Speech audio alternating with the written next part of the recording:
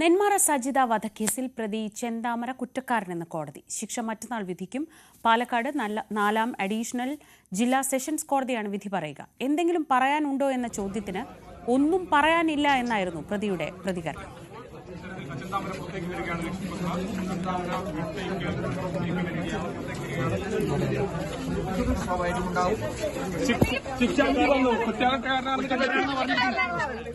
എന്താ പറയാനുള്ളത്?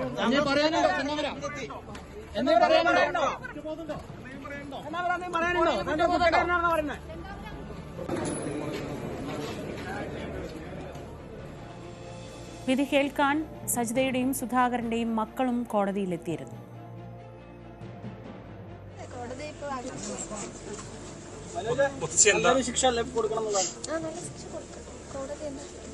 സജിതയുടെ അമ്മ കൂടിയുണ്ട്. എന്താണ് അമ്മയ്ക്ക് പറയാനുള്ളത്?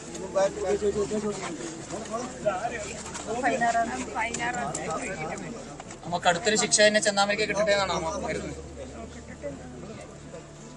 ആശ്വാസം ഉണ്ടല്ലേ അമ്മ? ഒരിക്കലും ഇയാളെ പുറത്തിറങ്ങാൻ വേണ്ടിയിരുന്നു. ആദ്യം ഈ കേസിൽ ഫുട് പ്രിൻ്റാണ്, പിന്നെ അയാളുടെ ഈ പ്രതിയുടെ ഷർട്ടിൻ്റെ പീസ്, ഇതെല്ലാം ഈ പ്രതിനെ അറസ്റ്റ് ചെയ്യുന്ന മുമ്പ് തന്നെ അന്ന് സംഭവ ദിവസം തന്നെ പോലീസിന് മുഴുവനും കിട്ടിയിട്ടുണ്ട്. സജീദയുടെ വീട്ടിൽ അത് ഷർട്ടിൻ്റെ തെളിവ്. ഈ ഷർട്ട് അയാളുടെയാണ് എന്ന് അയാളുടെ ഭാര്യ വന്ന് കൊടുത്ത മൊഴി കോടതി അങ്ങേയറ്റം അത് സ്വീകരിച്ചിട്ടുണ്ട്. പിന്നെ കൂടാതെ 27 റിക്കവറി എന്ന് പറയും, അതിൻ്റെ വാളിലും ഈ മരിച്ച സ്ത്രീയുടെ സജിതയുടെ ബ്ലഡ് ഉണ്ടായിരുന്നു. അവൻ്റെ ഈ ചെന്താമരയുടെ മുണ്ടിലും ഈ സജിതയുടെ ബ്ലഡ് ഉണ്ടായിരുന്നു. ഇതെല്ലാം വളരെ ഇമ്പോർട്ടൻ്റ് എവിഡൻസ് ആയിട്ട് കോടതി കണ്ടെത്തിയിട്ടുണ്ട്. എല്ലാം പ്രോസിക്യൂഷൻ എന്തെന്ത് വെച്ചോ ഏതേത് സെക്ഷൻ വെച്ചോ അതെല്ലാം തെളിഞ്ഞതായിട്ട് കോടതി കണ്ടെത്തിയിട്ടുണ്ട്. അതേസമയം കേസിലെ മറ്റൊരു പ്രധാന സാക്ഷിയായ പോത്തുണ്ടി സ്വദേശി പുഷ്പ ചെന്താമരയെ ഭയന്ന് തമിഴ്നാട്ടിലേക്ക് പോയി. പുഷ്പയെ കൊല്ലുമെന്ന് ചെന്താമര പലവട്ടം ഭീഷണി മുഴക്കിയിരുന്നു. സജിതയുടെ വീട്ടിൽ നിന്ന് കൊലയ്ക്ക് ശേഷം ചെന്താമര വരുന്നത് കണ്ടയാളാണ് പുഷ്പ. TG സജിത് ചേരുന്നു വിവരങ്ങളുമായി. സജിത്, മനുഷ്യ മനസാക്ഷിയെ ഞെട്ടിക്കുന്ന തരത്തിലുള്ള കൊടും ക്രിമിനലാണ് ചെന്താമര എന്ന കാര്യത്തിൽ യാതൊരു സംശയവുമില്ല. ഇന്ന് ആ 2 പെൺകുട്ടികൾ ആ അമ്മയൊക്കെ കാണുമ്പോൾ എന്ത് ശിക്ഷ കിട്ടിയാലും അയാൾക്ക് മതിയാവില്ല. കാരണം ജാമ്യത്തിലിറങ്ങി ആ കുട്ടികളുടെ ഏക ആശ്രയമായിരുന്ന ബാക്കിയുള്ളവരെ കൂടി കൊലപ്പെടുത്തിയ അത്രയും വലിയൊരു കേരളം ഞെട്ടിയ കേസിലെ വിധിയാണ് വരാനിരിക്കുന്നത്. എപ്പോഴായിരിക്കും ശിക്ഷാവിധി? എന്തൊക്കെയാണ് വിശദാംശങ്ങൾ? ശ്രീജ സൂചിപ്പിച്ചതുപോലെയാണ്, ചെന്താമര എന്ന പേര് കേരളം ചർച്ച ചെയ്തതാണ്. കൊടും ക്രിമിനലിന് പര്യായം അത് ചെന്താമര എന്ന പേര് തന്നെയാണ്. അങ്ങനെ അത് പാലക്കാട് മാത്രമല്ല, കേരളം മുഴുവൻ ആ കൊടും ക്രിമിനലിൻ്റെ കഥ നിരവധി തവണയായി ചർച്ച ചെയ്യപ്പെട്ടതാണ്. എന്തായാലും ഈ ചെന്താമരയുടെ ക്രൂരതകളിൽ ആദ്യ ക്രൂരതയിലാണിപ്പോൾ കോടതിയുടെ വിധി പറച്ചിലുണ്ടാവുന്നത്. കോടതി ചെന്താമരയെ കുറ്റക്കാരനായി തന്നെ വിധിച്ചുകൊണ്ട് തീരുമാനമുണ്ടാവുന്നു. പക്ഷേ 16 വരെ നാളെ കഴിഞ്ഞായിരിക്കും ശിക്ഷ എന്ത് എന്നതിൽ വ്യക്തത ഉണ്ടാവുകയുള്ളൂ. പ്രോസിക്യൂഷൻ തികഞ്ഞ ആത്മവിശ്വാസത്തിലാണ്. ഏറ്റവും വലിയ ശിക്ഷ തന്നെ പ്രതിക്ക് കിട്ടുമെന്ന പ്രതീക്ഷയിലാണ് പ്രോസിക്യൂഷനുമുള്ളത്. കാരണം പ്രോസിക്യൂഷൻ്റെ എല്ലാ വാദങ്ങളും കോടതി അംഗീകരിച്ചു എന്നതാണ് നിലവിൽ കോടതിയിൽ നിന്ന് നമുക്ക് ലഭ്യമാവുന്ന വിവരം. ശാസ്ത്രീയ തെളിവുകൾ, ഒപ്പം തന്നെ സാഹചര്യ തെളിവുകൾ ഒക്കെ പ്രോസിക്യൂഷന് അനുകൂലമായിരുന്നു. ഈ തെളിവുകളെല്ലാം കോടതിയും അംഗീകരിച്ചിട്ടുണ്ട്. അതുകൊണ്ട് പൂർണ്ണമായും ചെന്താമരയ്ക്ക് ഏറ്റവും ശക്തമായ ശിക്ഷ തന്നെ ഉണ്ടാവും. ആ വിധി പ്രഖ്യാപനം ഉണ്ടാകുമെന്ന് തന്നെയാണ് കരുതുന്നത്. 16 വരെ നമുക്ക് കാത്തിരിക്കാം. ഇനി ഈ കേസിലേക്ക് പോകുമ്പോൾ 2019 ഓഗസ്റ്റ് 31 സജിത എന്ന വീട്ടമ്മയെ അയൽവാസിയായിരുന്ന ചെന്താമര വെട്ടിക്കൊല്ലുന്നത്.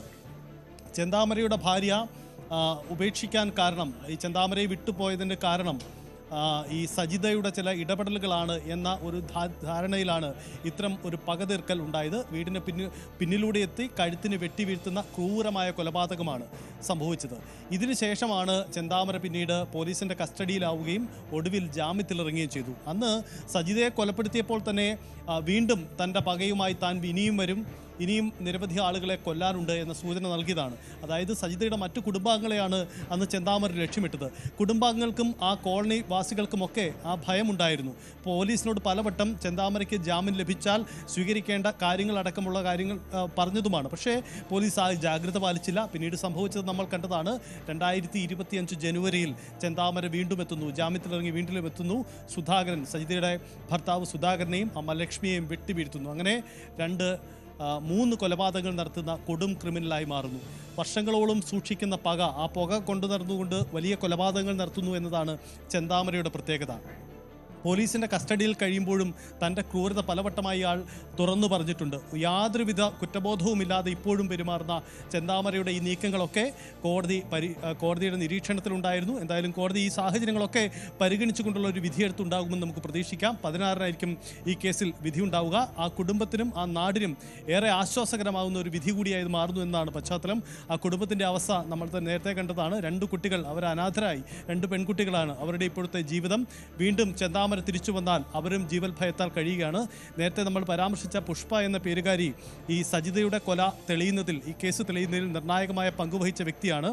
സജിതയെ കൊലപ്പെടുത്തിയ ശേഷം വീട്ടിൽ നിന്നും മടങ്ങി വരുന്ന ചെന്താമരയെ കണ്ടു എന്ന മൊഴി കൊടുത്തിയ ആളാണ് ഈ പുഷ്പ. അതുകൊണ്ട് തന്നെ പുഷ്പയെ കൊലപ്പെടുത്തുമെന്ന നേരത്തെ തന്നെ ഭീഷണി മുടക്കിയിരുന്നു ഈ ചെന്താമര. അതുകൊണ്ട് തന്നെ ഈ കേസിൻ്റെ സമയത്ത് കോടതിയിലെത്താൻ പോലും പുഷ്പ തയ്യാറായില്ല. അവർ തമിഴ്നാട്ടിലേക്ക് പോവുകയാണ് ചെയ്തത്. ചെന്താമര എന്ന ഭയപ്പെടുത്തുന്ന കൊടും ക്രിമിനലെ പേടിച്ചാണ് ഇന്നും നാട്ടുകാർ കഴിയുന്നത്. അതുകൊണ്ട് കേരളത്തിൻ്റെ നീതിന്യായ കോടതി അർഹിക്കുന്ന ഏറ്റവും വലിയ ശിക്ഷ തന്നെ ഈ പ്രതിക്ക് നൽകും എന്ന പ്രതീക്ഷയിലാണ് പ്രോസിക്യൂഷനും നാട്ടുകാരും. രജിത്ത്, അപ്പോഴും നമ്മൾ ശ്രദ്ധിക്കേണ്ട ഒരു കാര്യമുണ്ട്. ഇയാൾ കൊല്ലുമെന്ന് ഭീഷണിപ്പെടുത്തിയിരുന്നു. ഉറപ്പായും ഇയാളുടെ ഒരു സൈക്കോ സ്വഭാവം വെച്ച് ഇയാൾ അത്തരം ക്രൂരകൃത്യങ്ങളിലേക്ക് പോകുമെന്ന് ഉറപ്പായിരുന്നു.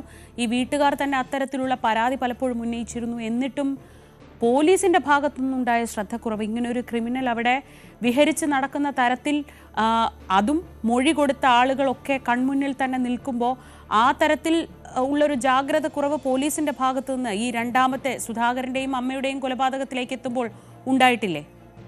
തീർച്ചയായിട്ടും ശ്രീജ, അത് ചിന്തിക്കേണ്ടതാണ്, ഏറെ ചർച്ച ചെയ്യപ്പെടേണ്ടതാണ് പോലീസിൻ്റെ ആ പിഴവ്. തുടക്കത്തിൽ ഈ 2 പേരുടെയും മരണം, സുധാകരൻ്റെയും ലക്ഷ്മിയുടെയും അമ്മ ലക്ഷ്മിയുടെയും മരണം, അതുണ്ടായതിന് പോലീസാണ്, നമ്മെ നിയമ സംവിധാനങ്ങളാണ് ഉത്തരവാദി എന്ന് തന്നെ നമുക്ക് പറയാം. കാരണം ആ കുടുംബത്തിൻ്റെ ആശങ്ക അവർ പലവട്ടം പങ്കുവെച്ചതാണ്, നാട്ടുകാർ പങ്കുവെച്ചതാണ്, പോലീസിൽ കണ്ട് ഈ പ്രതിയെ നിരീക്ഷിക്കണമെന്ന് പറഞ്ഞതാണ്. പക്ഷേ അതൊന്നും ഉണ്ടായില്ല. ജാമ്യത്തിലിറങ്ങിയ പ്രതി വർഷങ്ങളോളം താൻ കൊണ്ട് നടത്തിയിരുന്ന പക, അത് ഒടുവിൽ ഈ 2 പേരെ കൊലപ്പെടുത്തി ആ പക തീർക്കുകയാണ് ചെയ്തത്. കുടുംബത്തിനും ആ നാട്ടുകാർക്കും ഇപ്പോഴും ആശങ്കയാണ്, ചെന്താമര വീണ്ടും വരുമോ എന്ന ചിന്തയാണ്.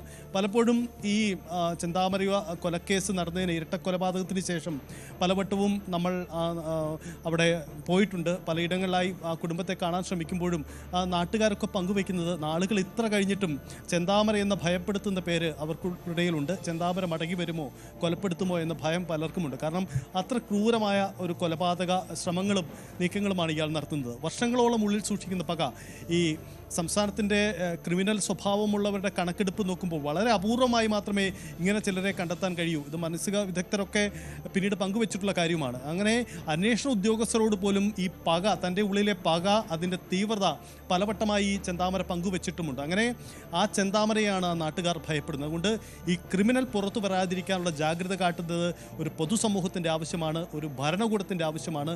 ജനങ്ങൾക്ക് സുരക്ഷ നൽകാൻ ഏറ്റവും അർഹിക്കുന്ന ഒരു ഇടപെടൽ നടത്തേണ്ട ആവശ്യം കൂടിയുണ്ട്. അതുകൊണ്ട് ജനങ്ങൾ ഭയപ്പെടുന്നിപ്പോഴും ചെന്താമര പുറത്തു വരുമോ എന്ന കാര്യം, അത് ഉറപ്പുവരുത്തേണ്ടത്, അതങ്ങനെ പുറത്തു വരില്ല എന്ന് ഉറപ്പുവരുത്തേണ്ടത് നമ്മുടെ പൊതുസമൂഹത്തിൻ്റെ കൂടി ആവശ്യമാണ്.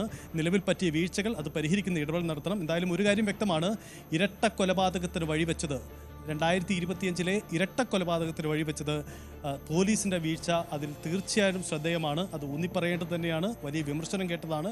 എന്തായാലും ഇനി അത് ആവർത്തിക്കില്ലെന്ന് നമുക്ക് കരുതാം. പിന്നീട് ഉണർന്നു പ്രവർത്തിച്ച നമ്മുടെ സംവിധാനങ്ങളൊക്കെ ചെന്താമരയ്ക്കെതിരെയും ആ കുട്ടികൾക്ക് നീതി ഉറപ്പാക്കുന്നതിനും വേണ്ടിയും വലിയ വേഗത്തിലുള്ള ഇടപെടലുകൾ നടത്തി വരികയാണ്. TG സജിത്താണ് വിവരങ്ങൾ നൽകിയത്. പാലക്കാട് നെന്മാറയിൽ മനുഷ്യ മനസാക്ഷിയെ മുഴുവൻ ഞെട്ടിക്കുന്ന തരത്തിലായിരുന്നു 3 കൊലപാതകങ്ങൾ ഈ ചെന്താമര എന്ന കൊടും ക്രിമിനൽ ചെയ്തത്. സ്വന്തം ഭാര്യ പിണങ്ങിപ്പോകാൻ കാരണം അയൽക്കാരിയായ സജിതയാണ് എന്ന സംശയത്തിൻ്റെ പുറത്ത് ഈ സജിതയെ വഴിയിൽ തടഞ്ഞു നിർത്തി വെട്ടിക്കൊലപ്പെടുത്തുകയായിരുന്നു. ഈ കേസിൽ ജയിലിലായി ജാമ്യത്തിലിറങ്ങിയ ശേഷം സജിതയുടെ ഭർത്താവ് സുധാകരനെയും സുധാകരൻ്റെ അമ്മ ലക്ഷ്മിയെയും പിന്നീട് ഇയാൾ വെട്ടിക്കൊലപ്പെടുത്തി. അങ്ങനെ ക്രൂരമായ 3 കൊലപാതകങ്ങളിൽ ആദ്യത്തെ കൊലപാതക കേസിലാണിപ്പോൾ ഇയാൾ കുറ്റക്കാരനാണെന്ന് കോടതി വിധിച്ചിരിക്കുന്നത്. ആ വിധി കേൾക്കാൻ ശിക്ഷാവിധി പ്രസ്താവിക്കുന്നത് മറ്റന്നാളായിരിക്കും. ഇന്ന് ഇത് പ്രസ്താവിക്കുന്നത് കേൾക്കാൻ ഈ സുധാകരൻ്റെയും സജിതയുടെയും 2 പെൺമക്കളും അവരുടെ സജിതയുടെ അമ്മയും അടക്കമുള്ളവർ കോടതിയിൽ എത്തിയിട്ടുണ്ടായിരുന്നു.